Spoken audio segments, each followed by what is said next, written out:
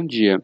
Hoje eu vou estar falando com vocês sobre o princípio de segregação de interfaces.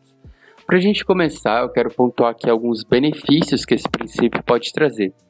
O primeiro deles é que o cliente, ou seja, as classes, elas não dependem daquilo das interfaces que elas não utilizam, né? Então, elas vão ter apenas os métodos que elas realmente vão estar necessitando, utilizando de fato. A coesão do código também é aumentada e as alterações são mais extensíveis. Alterações que são feitas de forma isolada também, causando assim um impacto bem menor em toda a aplicação, evitando aquele efeito cascada, né? Que é quando você altera uma parte do código e essa alteração vai desencadeando várias outras alterações ao longo da sua aplicação, onde você acaba ficando perdido. E também esse princípio ele suporta o princípio de substituição de Liskov, né? Que é um princípio também muito importante que a gente está aprendendo no método Solid. Então vamos para a prática, né? O princípio, então, ele consiste em fazer com que classes, ou seja, clientes, não implementem métodos que eles não usem, né? Então é como a gente estava falando no início, você vai ter clientes, ou seja, classes que vão estar utilizando somente aquilo que elas necessitam.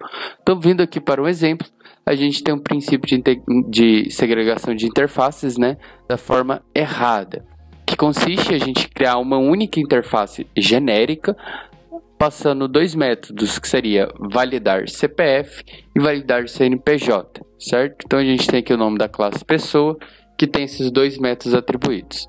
Então, quando a gente cria aqui a nossa classe cliente pessoa jurídica, por exemplo, ela implementa, aqui como vocês podem ver, da interface pessoa, então obrigatoriamente ela tem que implementar os dois métodos subsequentes, que seria validar CPF e validar CNPJ.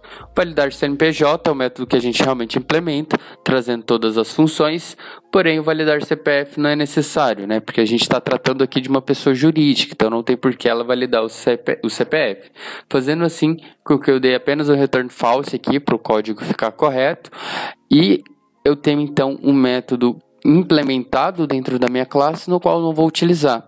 E é exatamente disso que o princípio de segregação de interface diz, que se eu não preciso desse método, eu não preciso disso na minha interface, né? Eu não devo estar trazendo isso junto com a minha interface. E temos a mesma coisa aqui no cliente pessoa física, né? Só que de forma contrária. Então ele implementa também a mesma interface pessoa, traz aqui o mesmo método validar CPF, no qual nesse caso eu implemento, e eu tenho aqui então o validar CNPJ, que eu dou apenas o return false, porque eu também não preciso do CNPJ para pessoas físicas, né? Então esse aqui é um exemplo prático de como seria a forma errada de estar se utilizando a segregação de interface, né? Quando você não aplica esse princípio, você faria algo similar a isso no seu código. A forma correta seria então o princípio trazendo duas interfaces diferentes, uma pessoa física na qual eu implemento apenas o método valida CPF e outra na pessoa jurídica na qual eu implemento apenas o método validar CNPJ. Então, quando eu crio a minha classe pessoa física, eu atribuo a implementação da interface pessoa física, onde eu tenho apenas o vínculo do método validar CPF, que é o que eu realmente necessito, né? Nessa interface, nessa classe, eu preciso apenas desse método, então eu vou implementar só ele, certo? A mesma coisa para pessoa jurídica, eu implemento a interface pessoa jurídica, na qual me passa apenas o método validar CNPJ.